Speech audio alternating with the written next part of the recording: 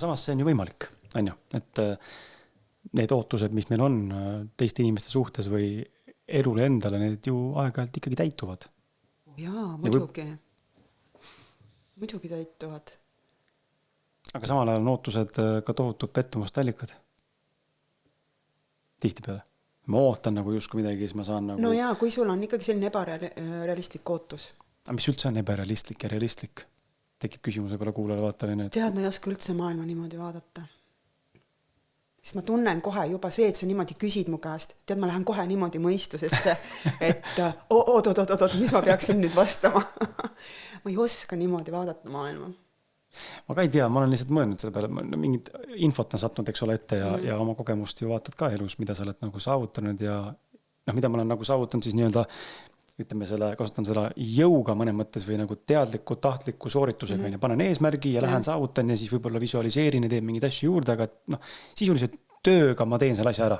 Ja siis on asju, mis ma olen saavutanud, millest ma olen unistanud kuskilt õrnalt niimoodi põgusalt, et oleks tore ja siis see läks kuskile sahtlisse ja see juhtub lihtsalt sellise kergusega, et see ootus nagu täitus. Et mis see siis reaalsus nagu tegelikult lõpus kokku on? Mul enda tegi ka nagu see sama küsimus ja lähen ka mõistusesse ja ma ei tea. Ma ka ei tea. Ei oskagi nagu öelda. Üks ütleb, et reaalsus on su peegel ja teine ütleb, et aga füüsikaliselt on see nagu bullshit, et tegelikult ei ole niimoodi. Hästi raske nagu mõelda ja siis ongi see koht, et aga kumba siis nagu elus, et kumba teed pidi minna ja sa tõid nagu see näite inimestest, kes on siis ärganud või valgustunud või nimetame seda, ma ei tea, kõrgenenud teadva seisundiks või kes iganes kasutab mingeid muid väljendeid. Et kas see on siis koht, kuhu tahaks nagu pürgida ühiskonnas või inimesena? Et ma suudan elada niimoodi, et kõik, mis tuleb, on nagu divine kogu aeg, nagu, et see pidigi juhtuma. Et kas see on koht, kuhu peaks jõudma? Ma ei unista üldse, ega ei pane üldse enam ootuseid ja eesmärke. Lihtsalt kulgen usaldades elu. Kindlasti mitte. Tead sa, ma ikkagi mõtlen seda, et kui ma juba ütlen selle välja, et mul peaks olema endal mingisugune elusiht, see tähendab ju tegelikult vastutuse võtmist. Kui, ma arvan, et neid hõljujaid on ikkagi siin päris palju juba nähtud ja tõenäoliselt ka mingil ajal nooremas eas ma ise olin selline hästi rohkem orienteeritud nagu sellele, et aga kõik ongi nii ilus ja siis tegelikult elu hakkas sulle näitama, et kohe kaugeltki kõik ei ole nii ilus. Et see hetk ikka, kui sa võtad selle vastutuse, et nii, aga ma nüüd ikkagi ise otsustan. Et ma hakkan vastutama selle asja eest, teise asja eest, kolmanda asja eest. See ei toimu ju kõik üle öö ja absoluutselt ja korraga. See hakkab toimuma mingite juppide kaupa. Ja see ülihea tunne, see, et sa oled võtnud selle vastutuse mingi konkreetse asja eest, siis see asi lõpuks toimib ja sa näed seda omaenda, selle fookuse tulemust, et kuhu sa panid oma tähelepanu ja oma selle hingestatuse. Sa paned selle oma hingestatuse sinna sisse, see ei ole selline toore jõu pealt rammimine. See on lihtsalt tähelepanu andmine ja sa oled nagu kogu aeg sellises heatahtlikus hoiakus või olekus selle asja suhtes. Sa ei pushi seda, sa ei lükka takka, see häälestus on kogu aeg selline, et aga ma tean, et see juhtub, ma lihtsalt tean. Ja sa teed ka ikkagi reaalselt konkreetseid liigutusi, see ei ole niimoodi, et sa jääd lihtsalt ootama. Ei, sa ei oota mitte midagi. Sa tegelikult teed väikeseid samme ja tegelikult need asjad lõpuks kõik juhtuvad. Sõltub, mida sa ootad muidugi. Mis mõttes?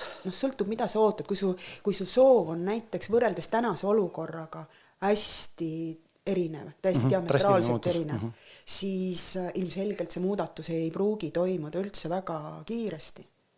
Aga kui sul on enam vähemgi sellised realistlikud ootused ka oma elule ja selles on kogu aeg mingi edasiviiv jõud ja liikumine, et sa ei jää nagu paigale, vaid minu jaoks on hästi keeruline koht see, et nii kui tekib mugavustsoon, nii kui tekib paigale jäämis, ma olen ärevaks. Mul tekib kohe selline tunne, et mul on isegi öeldud seda, et sa ei oska ka kuidagi niimoodi, et sul peab kogu aeg nagu mingisugune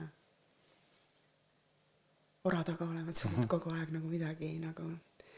Aga mina ütlen selle peale niimoodi, et tead, need on need inimesed, kes näevad mind teatud kindlates olukordades, mingitel konkreetsetel tingimustel, aga nad ei näe mind siis, kui ma olen üksi või kui ma olen mingis sellises keskkonnas, mis on absoluutselt privaatne minu keskkond. ja kuhu ei ole luba ega õigust mitte kellelgi ilma minu loata sisse tulla, eks ju. Et nad ei näe mind selles olukorras ja sellepärast neil on võib-olla jäänud aeg-ajalt selline mulje, aga seda ma ütlen küll, jah, et ma ei ole nõus jääma istuma kauaks mingisugusesse sellisesse väga seiskunud olukorda, sest et ma olen oma elus väga-väga pikki protsesse teinud. Ma olen neid tõesti teadlikult teinud, kui alguses mingi periood jäi selline tunne, et ma olen sinna justkui nagu nüüd nagu kogemata sattunud, siis ma mõne aja pärast tegelikult tunnistasin iseendale ja see tegi hästi palju kohe lihtsamaks. Et ma teen seda täiesti vabatahtlikult, sest et ma tegelikult tahangi lõpuni aru saada. Vahest võtab see lihtsalt kaua aega ja siis ma ütlen ausalt, minul ei ole näiteks kahju oma elust anda ära mingisugust pikemat perioodi, ma ei tea, 3 aastat või 10 aastat või mõne asja jaoks isegi 30 aastat, lihtsalt sellepärast, et saada nagu lõpuni aru. Ja see on nagu mingi projekt, sa teed nagu iseendaga mingi diili või et nii, nüüd on see asi, võtan selle ette, siis hakkad sellega toimetama. Ja siis ühel hetkel, kui asjad kisuvad isegi kuskil on nagu mitte sinna suunda, kuhu sa tahaksid, sest et sa ei ole ju kunagi üksinda üheskis asjas, sul on alati mingi partnerlus, sul on alati mingi suhe kellegiga, et sina omalt poolt arvad, et sa teed kõik ära, aga näiteks teisel inimesel ei pruugi üldse selliseid ootuseid või selliseid eesmärke olla, mis on sinul. Ja kui sealt ei tule seda tulemust, mida sina oled oodanud, siis võibki aeg-ajalt ju jääda selline tunne, et miks ma seda tegin või kuidas ma siia sattusin nüüd. Ja siis ma tuletan endale alati meelde, et ise tahtsid ju. Ise valisid ju. Aga miks sa selle valisid? Tuleta meelde nagu see koht, miks sa selle valisid. Ja siis läheb kohe hästi palju lihtsamaks. Sest niisugusel paradoksaalsel moel on ja jääb minul, isegi siis, kui on asjad väga keerulised, mul jääb alati mingi osa minust jääb põnevuse tundesse. Udisimu. Aga ma tahan ikkagi teada, mis sealt lõpuks saab. No natuke nagu kirjeldad ka seda vastutuse võtmist ja sellest vaata räägitakse ka palju. Ja isegi täna saan aru, et mingites olukordades ei taha teha seda või nagu isegi ei suuda. Ja need võivad olla nagu nii varjatud, et toon ühe näite, ma olin, eile sain see taipamise, läksin ühe sõbra juurde salvestama temale siis tema podcasti asju nii-öelda olen toeks ja siis enne seda ma olin lapseks kinno kooliga ja ma läksin siis sinna vastu enne kino, et osta talle popcorni ja mingit, ma ei tea, mingit jooki, mis iganes, kuna ta enda pangakaarti veel ei ole. Ja siis olen seal ja siis ta hakkas juba kokku lepitud, mida ta nagu tegelikult nagu saab enne sealt. Mitte mul kahju on, aga mulle meeldib kontroll ikkagi, ma olen ikkagi friik, ma annan aru mulle see kontrolli teema. Ma ei ütle, et see otsene üdini halban, aga mingis hetkes ta vist nagu on nagu tegelikult segav. Aga meil oli kokkuleppe ja siis hakkab seal teiste laste ees hakkab mingi jauramine. Ma tahan tegelikult seda ikkagi ja siis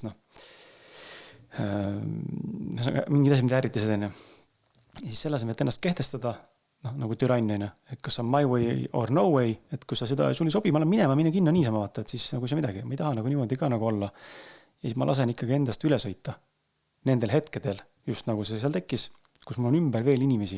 Ja mitte mul nagu otseselt nagu piinlik oleks olnud seal kellegi ees nagu vaieldama lapsega.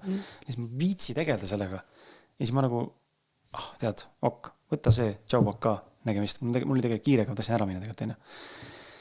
Ja siis ma lihtsalt hiljem saingi aru sellest, et ma tegelikult ei taha sellelt vastutust võtta. Ma ei taha tegelikult vastutada selle olukorras. Sa ei tahtnud kohal olla? Ma ei taha tegelikult olla seal vaielda selle teemaga, ma tahaks ära minna, sest mul oli kiire, mul hakkas üks kohtumine ja meil oli kokku lepitud, et sa ei võta seda, nüüd sa hakkab muga vaidlema ja me seal teistele ka vaidlema veel, ma ei viitsi tegeleda sellega. Ja ma sain pärast aru sellest, et see ongi minu üks kohtades, kus ma lihtsalt, ja just lapsega väga tihti. Vahet pole, mis asi on, kas see on mingi mänguasi või on see mingi kommine või on see mingi muu olukord, ma annan alla. No võime pärast sellest rääkida, see on praegu ideaalne näide, mida sa räägid. Aga kommenteeri. No, ma ei tea, kui me jõuame sinna generatsioonide juurde, et siis see on praegult nagu ideaalne. Ma panen kirja endale selle. Pane kiri. Ma panen kirja, et selle näite juurde tulla. Okei, aga nüüd me jõuame nagu sellesse kohta mõne mõttes, et elu nagu elus toimetamine, elus nagu tegutsemine vaata on kahte leeri inimesi, on neid, kes ütlevad sulle, et nii kui on esimene punane märk, I quit, I go, et see pole mulle öeldud, see on, ma leian mingi vabandusi, miks ma mitte sellega tegema peaks. Ja siis on neid vendi, mina olen rohkem seal poole peal, kes siis ütleb, et aga põhimõtteliselt fuck your feelings.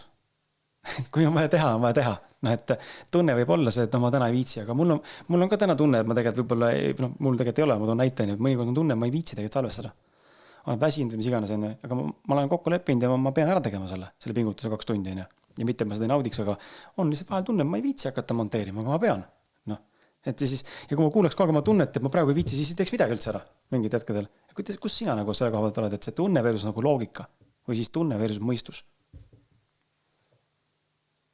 Tead, ma tegelikult jõuan siin kohal juba selle juurde, et vaata, me rääkisime sinuga sellest hingeteadvusest. Jah. Tead, see on täpselt minu jaoks see koht, kus ma reaalselt lähengi ise endalt küsima, et ma nagu täiega ei viitsi seda asja praegult teha, eks ju. Ja siis ma lähen ise enda käest nagu küsima, sest et see inimmina on sel hetkel ikkagi täiesti nii, et ma ei taha. Päriselt ka, ma ei taha praegu seda teha. Sa saad aru, et sa jonnid, tegelikult sa nagu jonnid.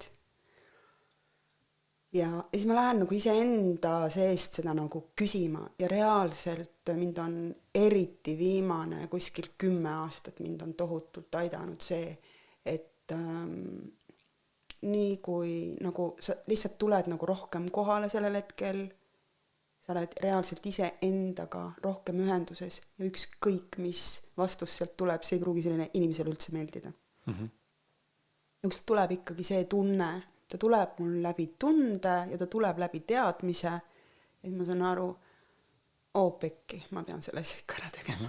Ma pean selle tegema ära. Elu all peab ikkagi mingisugune vundament olema, mingi struktuursus peab olema, mille peale sa nagu muud asjad kõik ehitad. Aga see ei tähenda seda, et sa pead jääma jäigaks. Et kui on ikka, naistele ma eriti soovitan, kui on ikkagi selline päev, kus nagu üldse asjad ei toimi, siis see selline hästi jäik, selline, et iga hinna eest rammin läbi jõuga, toore jõuga.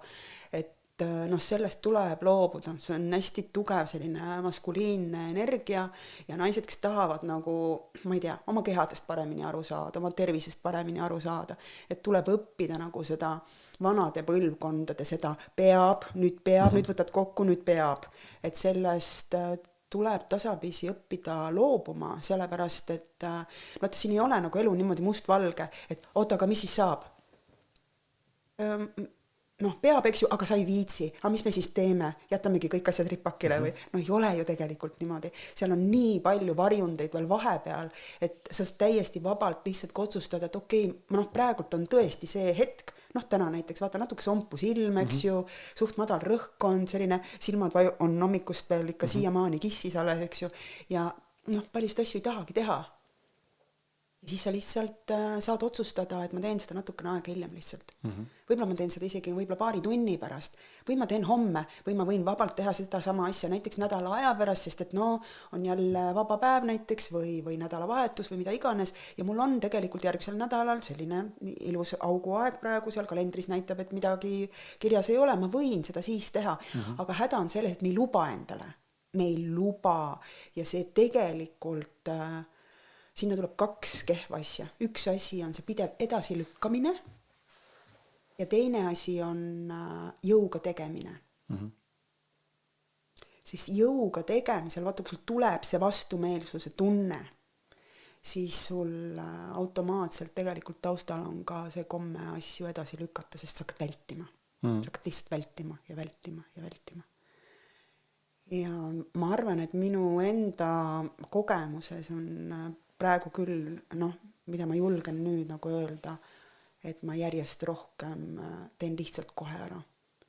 Vahest praegu ma olen saanud nagu eriti palju selliseid sõnumeid, kes iganes kutsub mind kuskile, näiteks keegi kirjutab ta vastuvõtule tulla, te nii ruttu vastasite.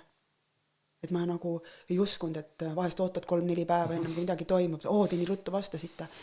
Aga ma teen seda täiesti teadlikult, sellepärast, et ma olen minevikus tohutult palju asju edasi lükanud. Teiseks on see, et ma ajan oma asju praegu üksi, mul ei ole mitte ühtegi sekretäri, mul ei ole mitte ühtegi abilist, ma kõik asjad ise tegema, ehk siis sa oled nii-öelda koristajast direktoriks, eks ju, kõik pead ise tegema, noh, mis pead, ma ise ju valin. Sa valid teha, jah? Ja, ma olen valinud seda praegu niimoodi teha. Aga selle asja juures on selline tore asi nagu enesedistsipliin, heas mõttes enesedistsipliin, et mitte midagi maha magada, mul on oluliselt kergem teha see, et nii, tuli see asi, ma teen selle kohe ära praegu. Ma tean, sest sellega võib ka ennast nagu pöördesse tõmmata, sest et asjad lähevad lihtsalt mingil hetkel hästi kiireks ja koormavaks ja seal on tõesti nagu see oskus vaja ise endasse nagu tuua, et nii, nüüd ma võtan selle, et ma kohe ei reageeri.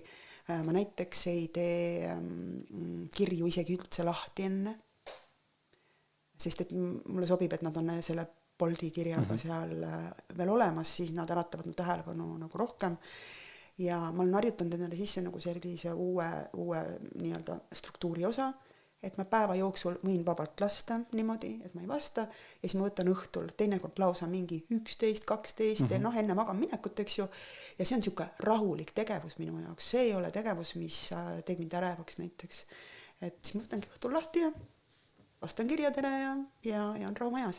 Aga väga paljudel juhtudel, kui ma ei ole roolis ja kui ei ole parasjagu näiteks vastuvõttu või mingit aktiivset muud tegevust käimas, inimene kas helistab või kirjutab, ma vastan kohe. Ja see on iseendale nii-öelda natukene sellise väljakutse esitamine, sest et jah, just see, et ma juurutaks täielikult selle edasi lükkamise, mis vanasti oli, et ma juurutaks selle uue harjumuse nagu endale uuesti peale. Sest vana sa välja juurida ei saa. Sa saad ainult uue asja kasvatada kõrvale. Midagi paremat siis, eeldusel, et see on midagi paremat. Eeldusel, et see on parem, jaa.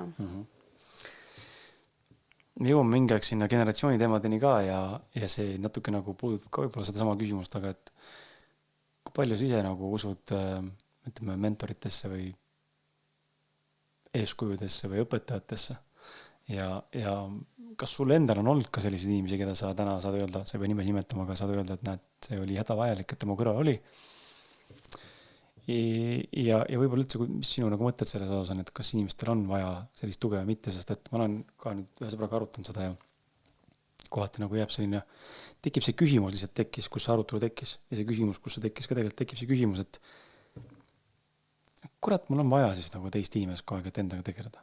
Näin küsis ka täna hommikul küsimus, et nagu läbi sellise natuke nagu valukoha on ju, et miks siin maailmas on niimoodi, et see eneseareng peab maksma? Kui nali see on, et kui tahan endaga tegeleda, siis pean maksma nagu 100 või 1000 eurosid. Aga ma ei taha äkki maksta, kuidas ma tegelen siis? Siis ongi see koht, et mis on samad oled, siis ei maksa ja tegeledki, aga tõenäoliselt on teekond pikem.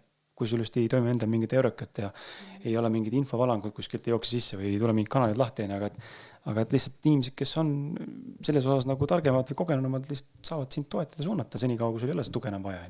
Mis sinu mõtted nagu selles osas on, et miks see on niimoodi, et meil on vaja seda mingit mentorit see kõrvale? Miks me ise ei võiks areneda kogu aeg? Ja saada lahti oma mingitest tagadest ja asjadest ise? Tead sa, aga ma arvan, et see kõik on protsess ja need asjad, mida sa praegu kirjeldasid, need on kõik nagu protsessi osad. Mingitel aegadel me peame ka arvestama nagu seda, et missugune on aasta praegu, et meil on aasta 2026 ja milline oli aeg näiteks 30 aastat tagasi või 40 aastat tagasi. Situatsioonid on hästi erinevad. Terves maailmas on tohutult palju muutunud. Üldine energeetika on hästi palju muutunud ja ma ei räägi siin jälle mingisugusest müstilisest, ma ei tea. Vudust. Mulle väga meeldib, kui kõik see üleliigne vaht sealt ümbert on ära võetud ja jääme suhteliselt pragmaatiliseks. Loodus ise tekitab meile selle kõrgema sageduse nii-öelda. Aga mentor teatud mõttes mingisuguses sinu etapis on hästi oluline, sest et see on täiesti elementaarne, et kui sa tahad mingis asjas nagu paremaks saada, ükskõik mis asi see on, mille sa tahad paremaks saada. Sa ju lähed meistri juurde õppima ju. tahad, et sa õpiksid paremini näiteks mööblit valmistama, siis sa lähed, ma ei tea, lähed tisleri juurde selleks õpipoisiks ja siis saab sust sell ühel hetkel ja siis saab sust meister, eks ju. Et sa pead kellegi käest midagi alguses, mingid juhtnöörid saama, mingid baaspõhimõtted või mida iganes. Nüüd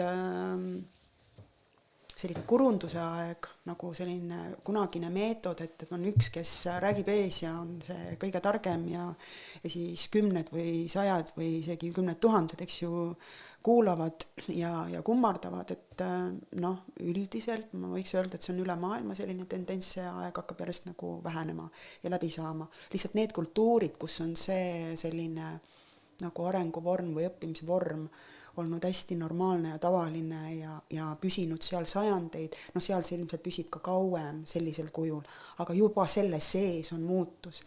Ja mis oli minu jaoks näiteks hästi kõnekas, minul on olnud selliseid inimesi, kes on olnud sellised väga konkreetsed mentorid, on olnud selliseid inimesi, keda ma lihtsalt ise valin nagu elus, väga suurteks eeskujudeks ja siis ma juba mingisuguse aja pärast ma hakkan hästi selgelt ise sisemiselt tundma, et oot, et no sa saad aru, sa oled natukene mingi aja pärast nagu väike minion. Hale koopia. Ja, et sa oled ikkagi väike koopia sellest suurest juhist ja õpetajast. Ja see mind ennast nii segab ja ma ei saanud vanasti nagu aru isegi, et mis asi see on, mis mind segab. Ja reaalsus on tegelikult see, et segab see, et mina olen mina. Mina olen ju mina. Ja ma ei saa kellegi teise mingeid asju endale niimoodi nagu üle kanda või võtta niimoodi omaks, et ma nagu lahustan selle oma mina nagu seal ära ja siis see teise inimese maailmavaade, eluhoiak, mis iganes on tema fookuses või tähelepanus, et see on nüüd minu oma. Nüüd, mida aeg edasi, me liigume minu meelest järjest rohkem partnerluse poole ja tead sa, see tuleb selle generatsioonide teemaga ka täpselt samamoodi välja. Ja ma olen mega õnnelik selle üle, et täna on mul tutvusringkonnas selliseid inimesi, kus selline gurupositsioon või pjedestaalile tõstmise positsioon põhimõtteliselt puudub. Lihtsalt keegi on algataja näiteks, ta kutsub kokku mingi hulga inimesi ja siis kui me tuleme kokku, siis me saame aru, kui üliägedad on kõik inimesed, lihtsalt kõigil on erinevad andekused, kõigil on erinevad kvaliteedid ja ühes ruumis koos olles on võimalik ikka nagu väga-väga ägedaid ja toredaid asju teha ja samal ajal teise käest õppida.